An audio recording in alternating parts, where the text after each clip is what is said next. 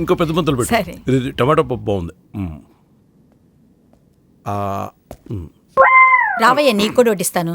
వద్దొద్దనే, మిమ్మల్ని ఇలా చూస్తుంటేనే కడుపు నిండిపోతుంది. వేలు తెగిందిరా, అందుకని. వేలు తెగితే స్పూన్తో తినాలి, కుదరపోతే తినడం మానేయాలి. అంతేగాని పెళ్ళిడు వచ్చిన పిల్లాడిని ఇంట్లో పెట్టుకుని ఇలాంటి యాదవేషాలు వేయకూడదు. అంత కోపం ఎందుకురా? రేపు నీకు కూడా పెళ్ళం వస్తే ఇలాగే ముద్దలు కలిపి పెడుతుందిలే. 7 ఏళ్ల నుంచి ఇదే మాట చెప్తున్నావు. పెళ్లి కాదు కదా, కనీసం శోభనం కూడా అవ్వలేదు. అదే నిశ్చితార్థం కూడా అవ్వలేదు. దేనికైనా టైం రావాలయ్యా. ఇంట్రెస్ట్ ఉండాలమ్మా. మీ వాళ్ళు కట్నం ఇవ్వలేరని సంబంధం వద్దన్నాడు మా నాన్న. నేను ఆయన ఎదిరించి మరి మీ పెళ్లి చేశాను. ఇప్పుడు కట్నం ప్రాబ్లం లేదు, లక్కీగా నాన్న కూడా లేడు, అయినా వీడేం చేయట్లేదు. ఆలోచించరా, తమ్ముడు బ్యాగ్ తీసుకొని ఒక అమ్మాయి ఇంటికి ఎందుకు వచ్చింది? అసలు ఆ అమ్మాయి ఇంటికి వాడెందుకు వెళ్ళాడు? బ్యాగ్ ఎందుకు మర్చిపోయాడు? అసలు మీ గురించి ఎందుకు అబద్ధాలు చెప్పాడు? ఒకవేళ అమ్మాయిని ఇష్టపడ్డా? అందుకే ఎంత కష్టపడ్డా? పోనీ మాట్లాడితే నష్టం ఏమైనా ఉందా అని ఆలోచించావా? లేదు. అసలు తను ఎవరో తెలియకుండా house number 14 sector 4 MCP colony Vizag. ఇది అడ్రస్. పేరు మల్లేశ్వరి. అమ్మా బాబు కూడా ఇక్కడే ఉన్నారు. ఏదో ఒకటి తవల్సండి. ఇప్పట్లో మల్లేశ్వరికి పెళ్లి చేసే ఉద్దేశం లేదండి. పోనీ ఎప్పుడు అనుకుంటున్నారో చెప్పండి, అప్పటిదాకా ఆగుతాం. అసలు ఆ విషయం గురించి ఆలోచించలేదండి. వేరే సంబంధం ఏదైనా? అబే, అలాంటిదేం లేదండి. పోనీ తను ఎవరైనా ప్రేమించిందా? లేదు. ఇంకేంటండి ప్రాబ్లం? మల్లీశ్వర్ మా అమ్మాయి కాదు, అదే ప్రాబ్లం. అంటే తనకి అమ్మా నాన్న లేరు, అనాథ. అలాంటి అమ్మాయికి ఇంత సంబంధం రావడమే విశేషం. మీరు ఇంకేం ఆలోచించకండి. ఏంటండి అలా మాట్లాడతారు? అసలు మల్లీశ్వర్ ఎవరో తెలుసా? నేను మాట్లాడుతున్నా కదా, నువ్వు లోపలికెళ్ళు. నా వైఫ్కి తోడుగా ఉంటుందని వాళ్ళ ఊరి నుంచి తెచ్చుకుంది. అంటే పని మనిషా? అవును. మరి మీరాగండి. వివరాలు తెలుసుకోకుండా వచ్చి మిమ్మల్ని ఇబ్బంది పెట్టినట్టున్నాం, క్షమించండి. పర్వాలేదు. నమస్తే. నమస్కారం. ప్రసాద్ ఎక్కడ? లోపల ఉన్నారండి. ఏటే ఇది? ఎవడో మన బ్యాంక్ 10 లక్షలు లోన్ ఇచ్చాయంట. 10 లక్షలు 15,000 సార్. వీడు బ్యాంకుకి లోన్ ఇవ్వడం ఏంట్రా? అది రేయ్, రేపటి నుంచి నువ్వు బ్యాంకుకి రాకు, నీ జీతం ఇంటికి పంపిస్తాను. నీతో కొంచెం మాట్లాడాలి. I will be back in a minute.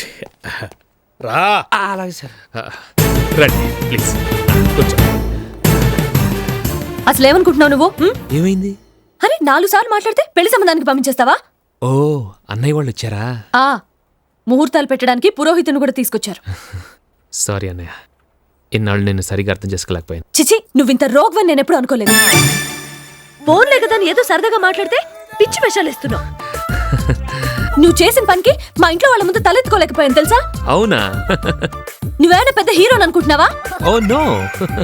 ఇంతింత పళ్ళేసుకుని ఈ నవగానే అమ్మాయిలందరూ పరిగెత్తుకొచ్చేస్తారనుకుంటున్నావా? అది షట్ అప్. వైజాగ్ లో పిచ్చోళ్ళు హాస్పిటల్లోనే ఉంటారనుకునేదాన్ని, కానీ నిన్ను చూసాకే తెలిసింది రోడ్డు మీద కూడా తిరుగుతున్నారు. థ్యాంక్స్. చూడు, ఇంకోసారి మా ఇంటికి వచ్చావంటే మర్యాదగా ఉండదు. అంటే లైబ్రరీకి రమ్మంటావా? నీకసలు బుద్ధి లేదా? ఉంది, కానీ ఎక్కువగా వాడను. నన్ను అనవసరంగా రెచ్చగొట్టద్దు. ఈసారి మాటలతో వదిలేస్తున్నాను, నెక్స్ట్ టైం చేతులతో చెప్తాను. అలాగే, నేను వెయిట్ చేస్తాను. ఛీ, నా కోసం. ఓకే ఓకే, తప్పకుండా తీసుకెళ్తాను. రెడీగా ఉండు. ఓకే. ఏముంటుంది? సినిమాకి వెళ్దామని ఒకటే గొడవ అండి, నేను కుదరలేదు, అందుకే కొంచెం కోపం. సినిమాకే? అలాంటి అమ్మాయి అడగాలి, కానీ నేనైతే శ్మశానానికైనా వెళ్ళిపోతాను. సారీ. మీరేం చేస్తుంటారు? నేను సీఏనండి. మా తమ్ముడు ఆంధ్ర బ్యాంక్ లో అకౌంటెంట్ గా పనిచేస్తాను. అదిగో మాటల్లోనే వచ్చాడు. 100 ఏళ్ల ఆయుష్. మా తమ్ముడు అండి. నమస్కారం. ప్రసాద్, ఒక నిమిషం. కుర్రోడు చాకులా ఉన్నాడు. ఇది వరకు కత్తిలా ఉండేవాడు, ఈ మధ్య కొంచెం డైటింగ్ చేసేళ్ళండి. ఆయన రాఘవరావు గారని బందర్ నుంచి నేను చూడడానికి వచ్చారు. మరి మల్లీశ్వరి? మర్చిపో అనే ఇన్నాళ్ళకి మనం వెతుక్కుంటూ మంచి సంబంధం వచ్చింది. నువ్వేం ఆలోచించకుండా ఓకేను, మిగతా విషయాలు నేను చూసుకుంటాను. అనే చెప్పి వస్తున్నా.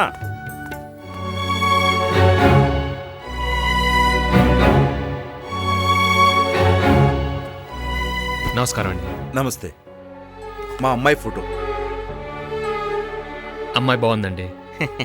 కట్నం అది కూడా మనసులో ఏదైనా ఉంటే అడిగేస్తే. అబే, వీటన్నిటికంటే ఇంపార్టెంట్ విషయం ఒకటి చెప్పాలండి. చెప్పండి. నేను ఒక అమ్మాయిని ప్రేమించానండి. అలాగని మీ అమ్మాయిని చేసుకోవడానికి నాకు ఏ అభ్యంతరం లేదండి. ప్రేమదే ఉందండి. బ్యాంక్ 5ంటికి అయిపోగానే 6-7 దాకా ఒక గంట అమ్మాయితో తిరిగి ఇంటికి వచ్చేస్తాను. తర్వాతంతా మీ అమ్మాయితోనే. వాట్సాప్ పేరేంటన్నారు? జానకి. పేరు కూడా వండర్ఫుల్గా ఉందండి. ఏంటి అలా చూస్తున్నారు? ఎవరినో ప్రేమిస్తున్నాడు, నా కూతుర్ని సరిగ్గా చూసుకుంటాడా లేదా అనేగా మీ డౌట్. ఇప్పుడు మా ఇంట్లో బ్లాక్ అండ్ వైట్ డైనోరా టీవీ ఉందండి. ఈ మధ్య కలర్ టీవీ కొన్నాం. అలా అని పాత టీవీ పడేసామా? లేదే, బెడ్రూమ్లో పెట్టుకొని చూస్తున్నాం. ఇది కూడా అంతే. అది ప్రేమ, ఇది పెళ్లి, రెంటికి సంబంధమే లేదు. ఈ విషయం మనకు అర్థమైపోయింది అనుకోండి, రేపు నలుగురు నానా రకాలుగా అనుకున్నా మీరు కంగారు పడరు. మిగతా విషయాలు మీరు అన్నయ్యతో మాట్లాడండి, వస్తాను. అబ్బాయి అంతా క్లియర్గా చెప్పేశాడు కాబట్టి ముహూర్తాలు పెట్టించేయమంటారా? ఎవరితో ప్రేమించి నా కూతుర్ని చేసుకుంటాడా? ఎవరితో కాదండి, అమ్మాయి పేరు మల్లీశ్వరి, బాగుంటుంది. అన్నీ తెలిసే ఈ సంబంధం తీసుకొచ్చావు నీ అబ్బా. మళ్ళీ ఇంకోసారి మా సందులోకి వచ్చావంటే నీ బొందులో ప్రాణం ఉండదు, జాగ్రత్త. ఆయనేది వెళ్ళిపోయారండి. వెళ్ళిపోయారా? ఏమైందండి? ఏమవుతుందండి, మీ వాడు మల్లీశ్వరి గురించి చెప్పాడండి. మల్లేశ్వరి. ప్రసాదం, ఏంటనే ఆయనతో ఏం మాట్లాడావు? బాబు, అది వింటే మీరు కూడా నన్ను కొట్టచ్చు. ఆ కాన్సెప్టే అంత కొత్తగా ఉంది. దయచేసి నన్ను వదిలేండి బాబు. రాక రాక ఇన్నాళ్ళకి మన ఇంటికి వచ్చి ఒకడు పిల్లనిస్తానంటే ఇదే మనం చేసే మర్యాద. నేనేం చేశాను? ఆ మల్లేశ్వరి విషయం ఎత్తొద్దని చెప్పానా? అయినా ఏముందిరా దానిలో? అమ్మా నన్ను లేరు, ఆస్తిపాస్తి లేదు, కులం గోత్రం లేదు. అది పని మనిషిరా వాళ్ళ ఇంట్లో. అలాంటి దాన్ని చేసుకుని నువ్వు ఏం సుఖపడతావు? నేను ప్రేమించేప్పుడు మల్లేశ్వరికి ఆస్తి లేదని అనాదని నాకు తెలియదన్నయ్య. ఇప్పుడు తెలిసిందిగా. అయితే స్వీట్లు అంటే ఇష్టం ఉన్నవాడికి షుగర్ వచ్చిందని సడన్గా వాటి మీద ఇష్టం పోతుందా? మల్లేశ్వరికి అమ్మా నాన్న లేరు కరెక్టే, కానీ పెళ్ళైన తర్వాత ఏ అమ్మాయికి అమ్మా నాన్న ఉండరన్నయ్య. మొగుడే అన్ని. నాకు అది అసలు ప్రాబ్లమే కాదు. ఇక ఆస్తి విషయానికి వస్తే ఆడపిల్ల గుణానికి మించిన ఆస్తి లేదు. అది మల్లేశ్వరికి కావాల్సినంత ఉంది. కులం అంటావా? కొట్టుకోటానికి చంపుకోటానికి తప్ప ఇద్దరు మనుషుల్ని కలపటానికి పనికిరాని కులం అంటే నాకు అసహ్యం. పెళ్లి చూపుల్లో ఆడపిల్లకి వంటొచ్చా పనొచ్చా అని అడుగుతారు, కానీ నా కాబోయే భార్యకి పెళ్లికి ముందే అవ్వనొచ్చు. నువ్వు మల్లీశ్వరిని పని మనిషి అన్నావు, నేను పని తెలిసిన మనిషి అంటున్నాను. వినేవాళ్ళకి చెప్పగలం కానీ వాదించే వాళ్ళకి ఏం చెప్తాం? నీ ఇష్టం వచ్చినట్టు కానీ.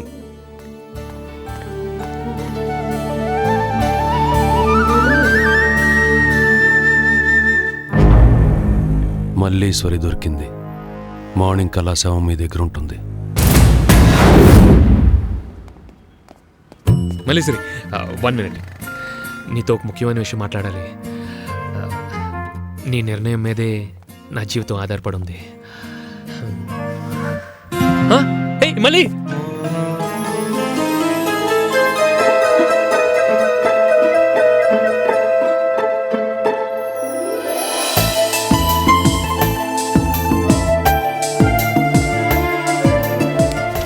అరే మంచి బుక్.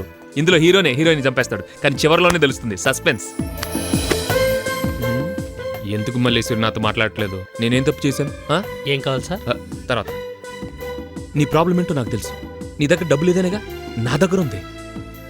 నీకు విషయం తెలుసా? నా జీతం కట్టింగ్లు పోను నెలకు 9,000. విచ్చలు విడిగా ఖర్చు పెట్టుకుంటే ఇద్దరు కలిపి 5,000 దాటుతావు. మిగతా డబ్బులు మొత్తం నీకే ఇచ్చేస్తాను. బంగారమే కొనుక్కుంటావా, బంగ్లాలే కొనుక్కుంటావా, అది నీ ఇష్టం. నేను ఇంటర్ఫేర్ అవును. ఏం తీసుకుంటా సార్? ఇడ్లీ, వారం రోజుల నుంచి తిరుగుతుంటే 5 నిమిషాలు టైం ఇచ్చిందా? వెయిట్ చేయలేవా? చచ్చిపోతావా? ఇడ్లీలు దోశలని. మనం పెళ్లి చేసుకుంటే ఈ ప్రాబ్లం ఉండదు. ఇడ్లీలు ఇంట్లోనే చేసుకోవచ్చు. ఓ సీక్రెట్ చెప్తాను విను. MVP కాలనీలో ఫ్లాట్కి డబ్బులు కడుతున్నాను. ఈ విషయం అన్నయ్య వాళ్ళు కూడా తెలీదు. ఏం లేదు, తెలిస్తే ఏడుస్తాను. నేనే చెప్పలేదు. Double bedroom flat, 1000 square feet. అటు నుంచి ఇటు నడవటానికి 1.5 minutes పడుతుంది తెలుసా? నువ్వు అనంతే నిన్ను యువరాణిలాగా చూసుకుంటాను. రోజు సాయంత్రం 3 మల్లెపూలు, వారానికి ఒక సినిమా, నెలకోసారి పిక్నిక్, సంవత్సరానికి ఒకసారి LTC మీద ఏ ఊటీ కొడైకెనాల్ ట్రిప్. సర్లే, మనలా డబ్బున్న వాళ్ళు చేయలేదు ఏముంది చెప్పు. ఇప్పుడేం చెప్పక్కర్లేదు. Take your own time. రేపు సాయంత్రం వస్తాను. బాగా ఆలోచించుకొని ఎస్ అని చెప్పు. కుమ్మేద్దాం అంతే. రేయ్, ఇక్కడ 2 కూర్చున్నారు. వాళ్ళు తింటారా దావుతారా అడగక్కర్లేదా? ఉద్యోగం చేస్తున్నావా, అటు ఇటు వాకింగ్ చేస్తున్నావా? వెళ్ళి 2 కాఫీలు తీసుకురావాయా?